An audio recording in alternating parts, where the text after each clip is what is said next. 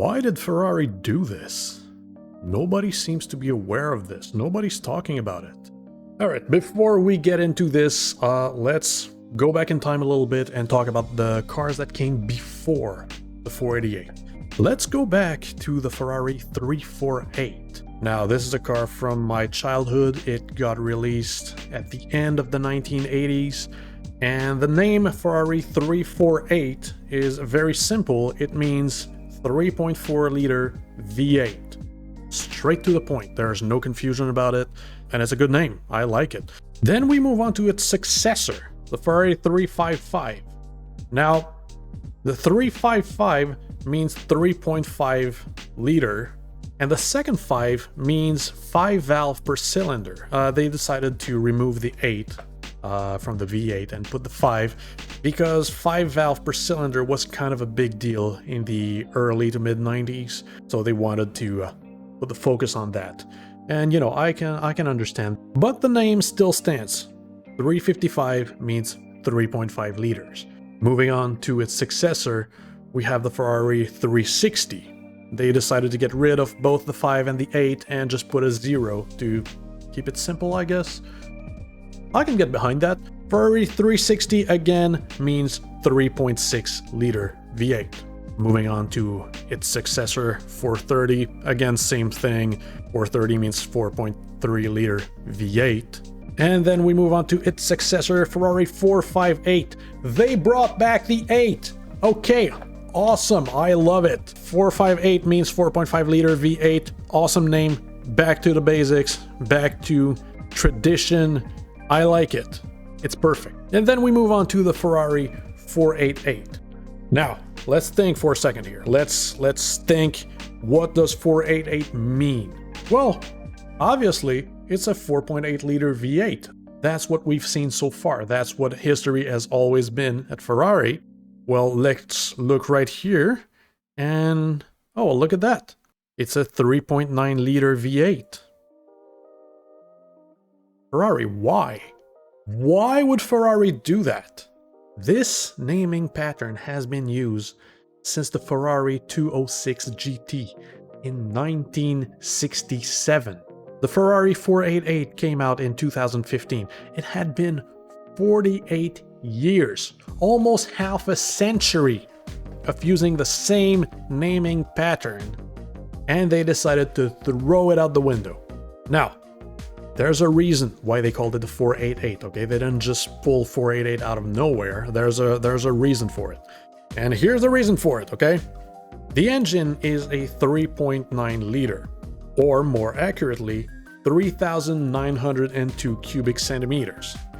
If you divide that by 8, because it's 8 cylinders, you get 487.75 cubic centimeters per cylinder. Round that up, and you get 488 cubic centimeters per cylinder. Does that make sense? Yes. Is it a good name? No, I don't think so. I don't think it is. This is a naming style that has been used in the front-engine V12 Ferraris back in the days. Ferrari 250 used that name style, the 275, the 365, the 456, but all of those were front-engine V12s.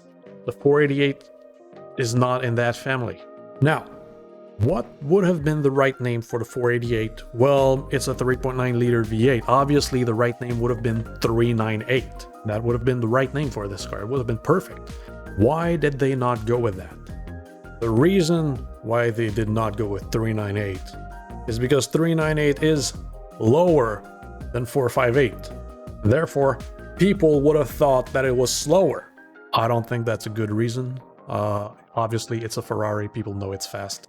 They didn't have to do that. Now, the second part of the name is the Ferrari 488 GTB. I can agree with GTB. It's a good name. GTB is something that's been used in a lot of mid-engine Ferraris over the years. It's been used in the Ferrari 308, the 208, the 328, the 348. It's been used around a lot, and I think it's just fine. But, when I say mid-engine V8 turbocharged Ferrari, what do you think of? There's two cars that should pop up to mind. If you know your stuff about Ferrari, there's two cars that are going to immediately pop into your mind. One of them is the Ferrari F40, and the other is the Ferrari 288 GTO. The Ferrari F40 was pretty much the ultimate supercar. It was the ultimate Ferrari. It was one of the most legendary Ferraris of all time, and I don't think it's a very good comparison to the 488. However, the 288 GTO is pretty much from the same family as the 488. It's a mid-engine, turbocharged V8 in a high-performance supercar. I think the perfect name for this car would have been the 398 GTO. I think that would have been perfect. Now, saying the title, saying the 488 was the dumbest name, might have been a slight exaggeration. Okay, it's not the dumbest name. I think it was a stupid thing Ferrari did, but obviously it's not the dumbest name. You guys let me know in the comments what the dumbest names for cars are in your opinion. Obviously, there's so many worse names that I've forgotten to talk about. You guys let me know down there.